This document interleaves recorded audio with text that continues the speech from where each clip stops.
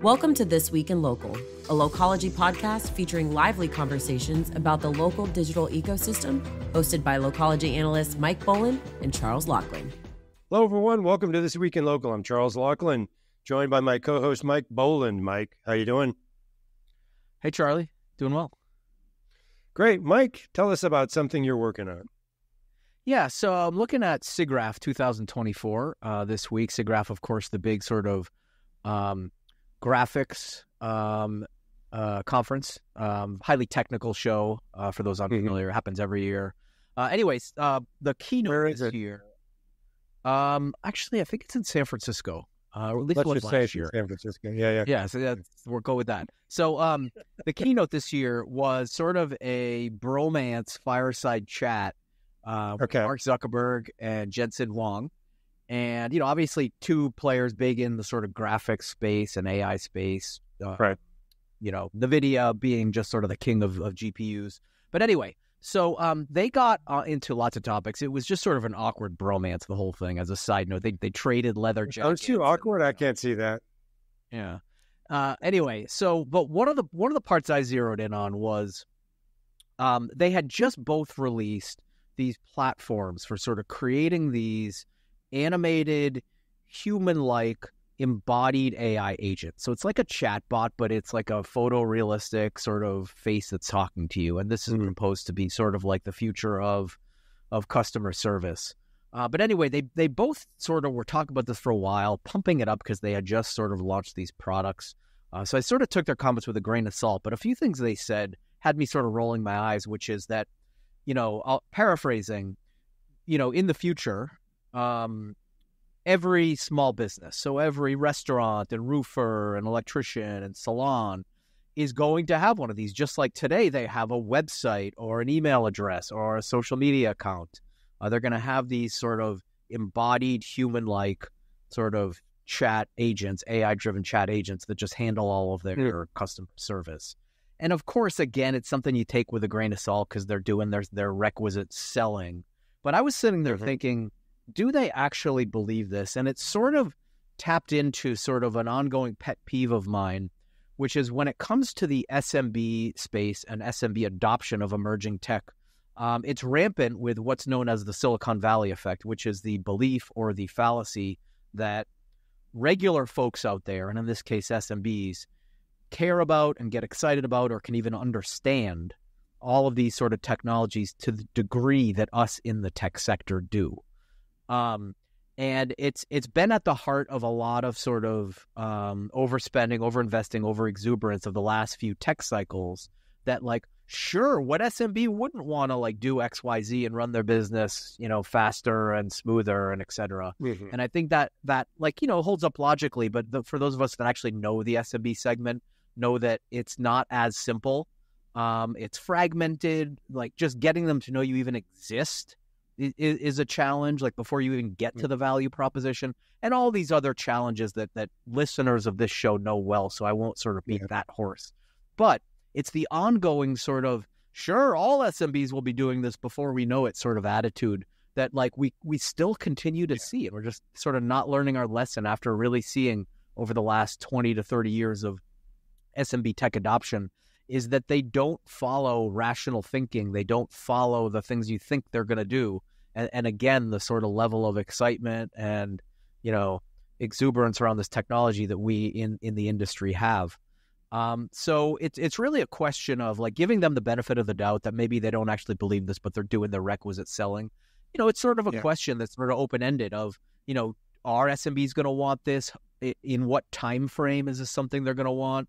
One point that I thought of is that sort of time is maybe on the side of the folks that are proponents of this technology, because the SMB adoption cycle for emerging tech, as we know, is often years and even decades. So by the time they get around to like wanting this, it may be at a state where it's actually ready for prime time, because today there's too much brand risk for just popping one of these up on your website and saying, handle all of my customer service. So it's not realistic yet. The underlying technology is not as good enough, but it may be by the time SMBs are ready to, not just SMBs today, but SMBs sort of descendants and heirs of the next generation that might be more sort of AI native, so to speak. The point is like, yeah, sure, they're not wrong in saying, in the future that this may be sort of ubiquitous, but it's a question of, are we talking the 5-year future or like the 30-year future? Because I think the latter is a bit more realistic. Right. So yeah, that's my rant on that. Well, of course, Mark Zuckerberg has at times been described as human-like. Right. Okay, so I take all of your points here because you're right. I mean, when you're building the technology, you think, who wouldn't want to use this? Yeah, this is just such a no-brainer. Yeah, when you're, 100 steps down the ladder or whatever metaphor we want to use, at the ground level, actually delivering these services, it's like, why the hell would I use this? That's insane. Yeah. Or I've never heard of it. I'm so far outside of the circles. Yeah. Yeah, but I think that's the lag that is inevitably there between the builder who thinks that everything's wonderful that they build and the end user who is scratching their head going, why would I use this? What am I going to use it for? Or that's something my son would use, or whatever they would say. But it's not, I'm immediately going to start fielding all my calls to my plumbing business with an avatar. With who sounds like Scarlett Johansson or whatever it is. It just looks like Mark Zuckerberg and sounds like Scarlett Johansson. But it's something creepy factor. Yeah. Creepy factor. Creepy factor is probably high now.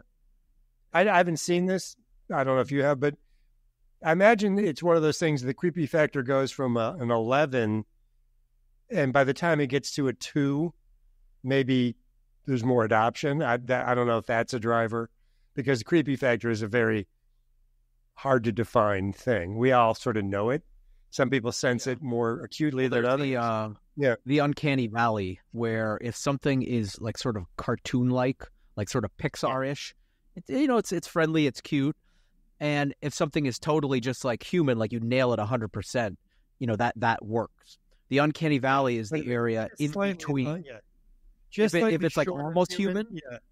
Yeah, but not really. It just freaks people out. Which is most AI stuff like that I see now is in that zone of it's pretty damn good, but you can just sort of tell it's not quite there, and it's creepy as hell to varying degrees. So if it's at that point now, these guys might see it as awesome. Why aren't they using it now? The plumber is going to be like, who the hell is this weirdo? And I'm not going to have them talk to my customers, Yeah, it's the brand risk. To not have that reaction. Yeah, that's the brand risk you're talking. Yeah. And not just brand risk, but perceived brand risk. It might actually do a great job, but the trust in your average plumber that might be tech averse is in like handing over such a critical function to, that's the part I think it's just like, it's so tone deaf when they sit up there and say, that is the perfect term for it, because yes, it's tone deaf, and these two guys are sort of the poster children for tone deafness, I think. Sure. But not to pick on them, but why not? They're billionaires. But so, I mean, kind of think of the other things that are steps below this on the sort of techno reach scale, like using AI to write your reviews, or something that's further down the ladder, but still pretty advanced. And that's still not there yet, and, it's like using AI to respond to negative reviews is a risk. It can be done. Here's the distinction. Where it's SMB facing, it's done well. Like, help me come up with a meta description for SEO for this page, or help me just sort of like, help me come up with like a subject line for my email blast that we're sending out this week for marketing.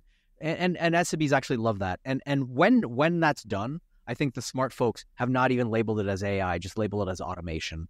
It saves SMBs time, they get it, but it's putting a little too much trust and control in the hands of this sort of unproven technology to say, go interface with my customers. Like, it's just unproven and not really accountable, so the one who is accountable is the SMB themselves, so they're accountable for the decisions they make to take something that's automated and just pass it through, or to put themselves in there as a filter. But my point about sort of the AI reviews is if you're just like hitting, we've talked about this before, where you just hit send, essentially on something that's AI generated, it may be perfect, very more likely might be. But they're going to review it. They're going to review it. Yeah, if you're reviewing it, that's fine. Go ahead. And that's a perfect way to automate a process. Instead of writing it, you're just reviewing it and maybe, whatever. I think where it works best, from what I've heard from some of the vendors in our space, is that SMBs, when they're using an AI-assisted writing sort of agent, it's really just to sort of like get over the writer's hump. It's just like, get me started, and then they take it. How many writers, and I consider myself one of these, do you know who has the process of just write a garbage draft and then fix it? That's a writer's process. A lot of writers' process. Just a common writing, stream of consciousness. There was somebody who wrote a lot of screenplay, a lot of episodes of The Simpsons. So a successful writer. I forgot his name. He said that was how he did it. He just wrote the worst Simpsons episode you could imagine, and then through the editing process turned it into one of the best. And that is, you hear a lot of writers say that. So AI is sort of creating that process in a sense for non-writers. If they go through that the right way, you're getting that. You're dumping the words on the page and then you're fixing them. If that's what's going on, and of course the fixing will be less and less onerous as these things get better and better, of course. But the AI, maybe it's a similar process for these, consumer-facing avatars. They may be like weirdos right now, and then eventually they'll be just like, Joe the plumber. I hate to use that. Now back to the uncanny valley. Back to the uncanny valley and what NVIDIA actually announced this week at SIGGRAPH. Our producer tells me that it's called James. So if anyone is interested they actually have a little demo video. So just Google NVIDIA AI SIGGRAPH James. James is like the name of the persona of this like sort of interactive brand ambassador. So you can sort of check it out for yourself and see if it, where it scores on like the creepy scale. Yeah, for some people it might be like, this is good to go now. Others be like, ugh, yikes. And I don't know what that tells, at what point, who the arbiter of is this creepy or not is. I suppose it's the market, as is all other things. Yeah, you know what? It occurs to me now that I say that out loud. It's interesting they went with a male persona because the sort of new jarring technologies, the softness of a female voice is usually the go-to method for Siri, Alexa, etc. That was, I think, I don't know if that started with Siri, but certainly Siri. Yes, that they went with like some dude. Yeah, James. Let's see how James does. Yeah. Yeah, I mean, in the movie Her kind of, sealed that whole, female persona for, a chat experience. And, shaking that up may not be a bad thing. I don't know if they thought James, let's butch it up for the SMBs. Yeah. I don't know how that worked, but that's interesting. I don't know, Mike. We'll see how this goes, but I think your initial instinct was right that thinking this is good to go now. There's a tone deafness of people who build tech, but they don't sell plumbing supplies, So right. We'll see. You want to read us out? Yeah, we'll be watching that closely. Thanks, Charlie. Thanks, everyone, for listening. This has been This Week in Local. Stay tuned every week for more episodes. You can find the show on all major podcast networks and find out more on locology.com. So please subscribe, like, and comment. Your engagement helps others find us. And if you're interested in being a guest or sponsor, you can email us at podcast@locology.com. So I'm Mike Boland with Charles Laughlin. Our producer is Dara Sweat. So thanks for listening and see you next time. Thank you for tuning in to this week's episode of Locology's This Week in Local with Mike Boland and Charles Laughlin. Be sure to subscribe for more.